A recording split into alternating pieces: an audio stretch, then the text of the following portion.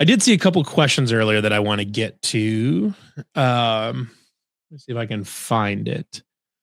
Like I said, have we lost the Iowa Nebraska pipelines Campbell built, or is it way too early to tell? I would say, well, right. I mean, it's definitely too early to tell.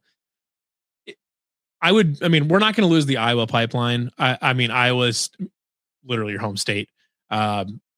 These are this group was at South Dakota State. South Dakota State makes its hay on finding gems, diamonds in Southwest Minnesota, Northwest Iowa, and really just like across the state, in the Dakotas and Nebraska and Minnesota and Iowa. Those programs live on finding those gems in Chicago, Wisconsin, things like that. They live on finding diamonds in the rough from those states. We're not going to lose the Iowa pipeline, or it's a home state. Maybe do you lose a little bit of ground to the university do you lose little ground to Iowa in the state that you had gained back? Maybe, but we'll see. I would say it still is a program, right? It's still a very respected program right now. That's in a much better place than it was.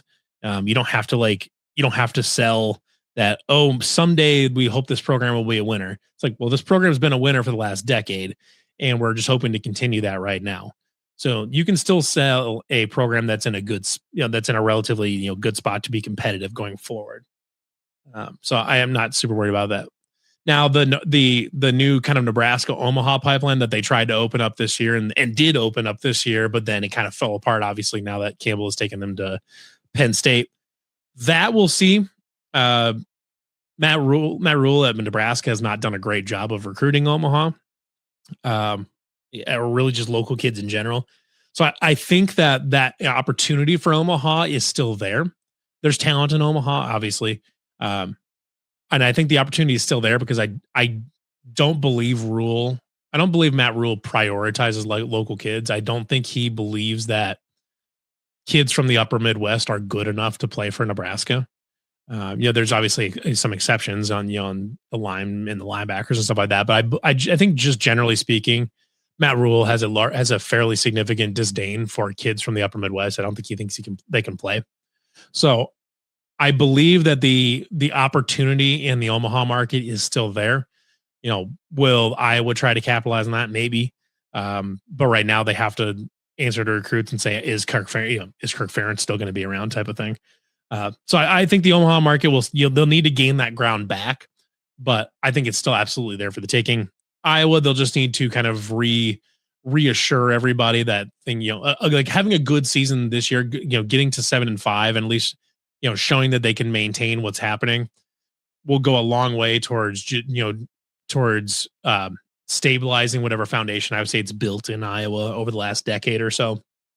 I think all of that stuff can be rebuilt / maintained.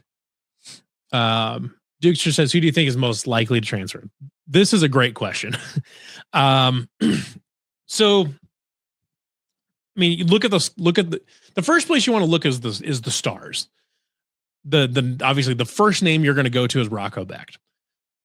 The question there is, there's three questions there. Is how much does Rocco love Ames? Like, does he want to stick around? He's only got 1 year left.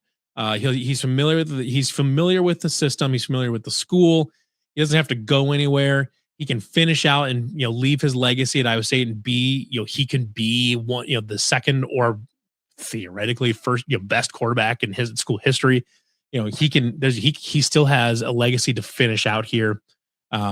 His parents in the past have been extremely supportive of him turning down money to go other places to stay here and finish what you started. There's a lot of momentum to keeping Rocco and Ames. The other question here is, does Penn State like their existing quarterback who came in last year? And Andy Kotelnicki, their old offensive coordinator, didn't really do him a lot of favors as far as kind of showing off his arm and showing what he can do, but it seemed like he was a competent enough quarterback. The third part of this is, will Penn State try to go get a quarterback above Rocco? Will they go after Sam Levitt? Will they go after, I don't know, some DJ Lagway or somebody, if you think that DJ Lagway can be better than Rocco? There's a lot of good names in the portal right now. The quarterback transfer market right now is really saturated, and which could be a fourth factor in this is that, do they want to pay $2.5 million for Rocco when they can pay $1.5 million for the kid from North Texas or something like that, which he might just be falling to Oklahoma State. But I we'll see. I'm a believer that there's a better chance that Rocco stays than a lot of people think, but we'll see. The running back situation, Penn State has some good backs there, but Carson Hansen is the most obvious one that seems like a guy that they would go after. Just because he had a really nice season here. His stock is as high as it's ever going to be. Like the money he could make is as high as it's ever going to be. They would probably like to have a running back in the room that knows the system.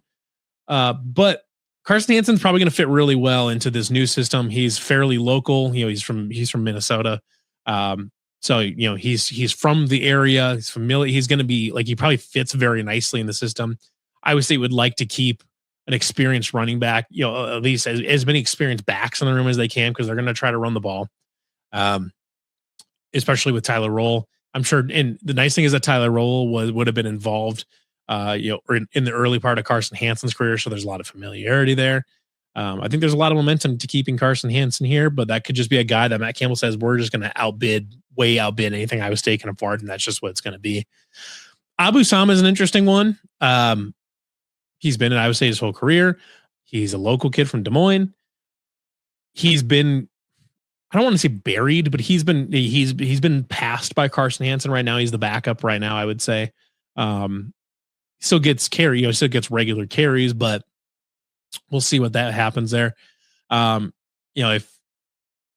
If he gets to the end of the spring camp and he's definitely behind, if Carson Hansen stays, maybe I don't know. I don't know exactly what to do. What Abu Sama's head is at. He's got a lot of ability, and maybe in the right system he can really really shine. Getting more carries, he can really shine. And maybe he decides, that if he can get 25 carries a game, he can be one of the best backs in the country, which I absolutely believe he can. But we'll see. We'll see what happens there. Receivers, I don't really anticipate anybody. Tight ends are an interesting one because Penn State actually is loaded at tight end. They've got three very, very good tight ends that they really, really like. Because Ben Bramer and Gabe Burkle would be two very obvious ones that they would want to bring along. They know the system. They're very good at their jobs. But Penn State has a lot of talent in that tight end room right now. Whatever toys they could try to take from Iowa State, they've got that at Penn State already. So, I mean, how many tight ends do they realistically need? Especially, Gabe Burkle's got 1 year left and he just exploded his knee at the end of this year. Who he might not even be ready, for fall camp type of thing. Ben Bramer's, I think he's going to be a senior. So they've got 1 year left. And they've already got three very good tight ends in there, and they can get more good tight ends in the portal and in recruiting and stuff like that. So, it would make sense for them to take Bramer and Burkle, but their roster just might be so stacked with tight ends that they don't have a spot for them.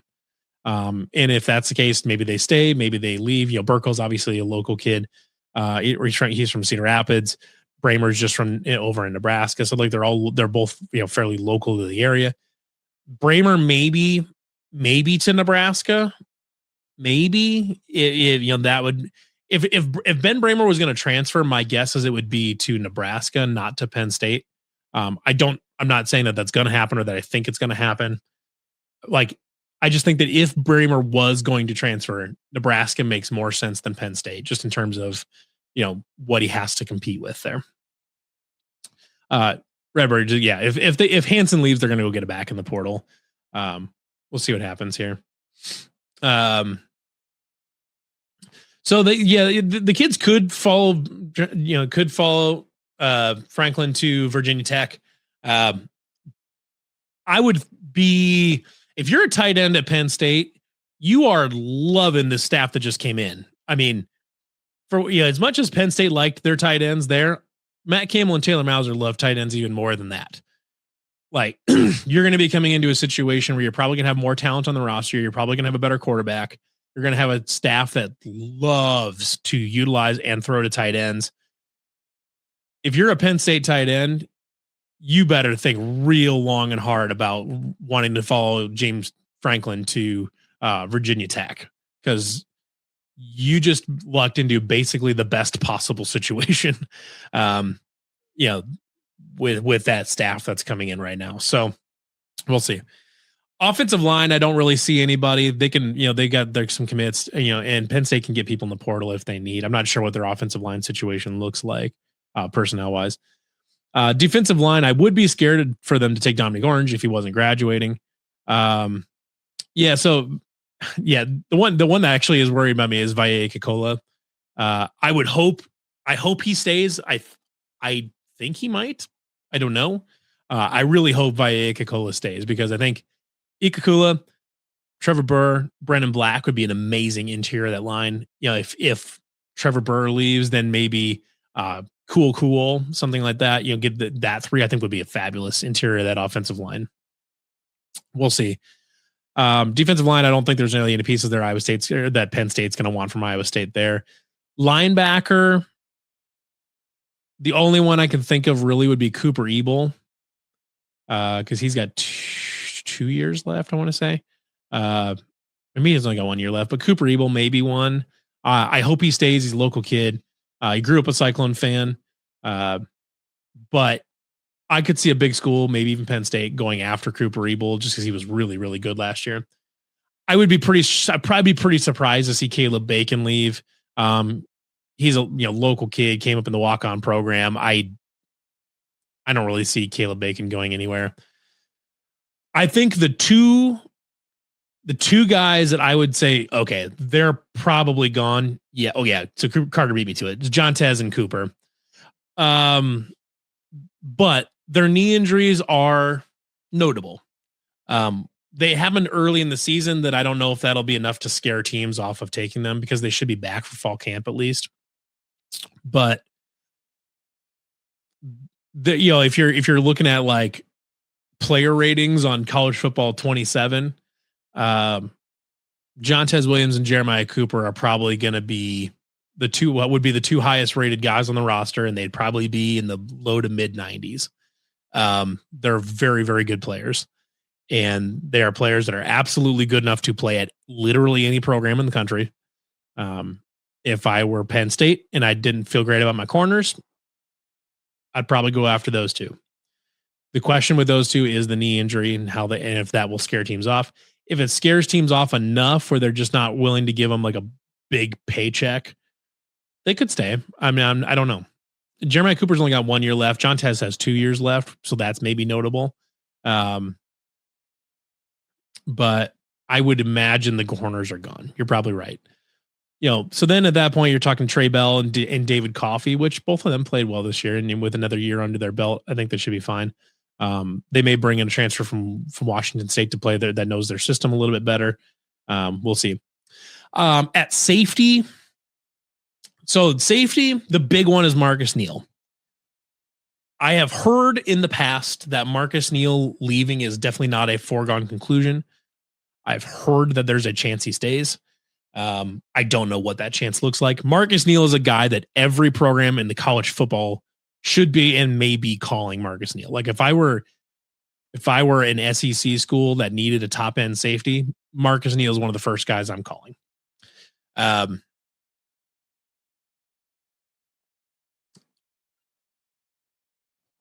If I'm Jimmy Rogers, on the defense, Marcus Neal is literally the first person I'm talking to. And you guys are really good at this. You guys beat me to it.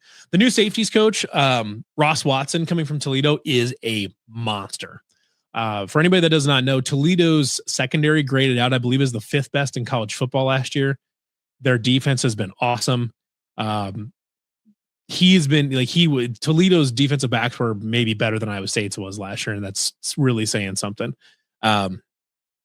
Ross Watson, I hate to see he's an upgrade over Deion Broomfield, because we don't know that yet. But as of right now, Ross Watson is about the best possible replacement you could have got for Deion Broomfield. So Marcus Neal, hopefully they can convince him to stay. The defensive scheme should be friendly to him. He's going to have a really good position coach. I really hope they can get Marcus Neal to stay. Jamison Patton, I would guess, will probably stay. I don't know if he's like good enough to get like a big SEC offer. He's obviously an Ankeny kid. He's going to be a senior next year. I would think Jamison Patton would probably stay. Kyjon Cummings Coleman seems like another guy that would probably stay, but I'm not entirely sure there. Freddie says we're going to keep our thicker kicker. Now, are you talking about Carson Rhodes that kicked off in the Colorado game? Or are you talking about Lucas Tenbrock, who has already flipped to Penn State? If you're talking about our thicker kicker in Carson Rhodes from the walk-on lineman from Nevada, probably. I don't know. I would guess probably just because he's from Nevada. But Lucas Tenbrock has already flipped to Penn State. So if that's the thicker kicker you're talking about, Carson Rhodes will probably stay. So I would also like to not have Carson Rhodes be our fucking kicker. Like that would be great. No offense to Carson Rhodes, but I want an actual kicker, please. So Kyle Conradi would be another one they really need to hang on to. I don't know what the situation looks like. I don't know if Penn State needs him. I don't know if fucking Iowa needs him. We'll see. I hope Kyle Conradi stays. We really, really, really need Kyle Conradi to stay because not having him last year sucked ass. So, right now, I would say most likely to transfer would be Jontez and Coop. I don't know. I'm not saying that means they're even like over 50% to transfer, but I would say that those two are probably the most likely to transfer. After that, Kyle Conradi, maybe. I don't know. And I don't know what to tell you about Rocco. I don't know what to tell you about Carson Hansen. I don't know what to tell you about Cooper Ebel. I hope they all stay. I don't know if they will. It's possible they do. Maybe they all just have grown over the years, have grown to love Ames, and they decide that they really like the new staff and they like the new scheme and all that. I think bringing back Tyler Roll for offensive coordinator was about the best possible outcome for Iowa State. It's a former coach that we all really liked him. We all really liked his influence on the offense. He's coming back from the NFL. He'll be able to bring like the Lions scheme back with him. He's your best shot at keeping as many possible offensive players as you possibly can get. So we'll see. They've got over the last week and a half, they've had to get a lot of work done as far as talking to players and getting them convinced here. So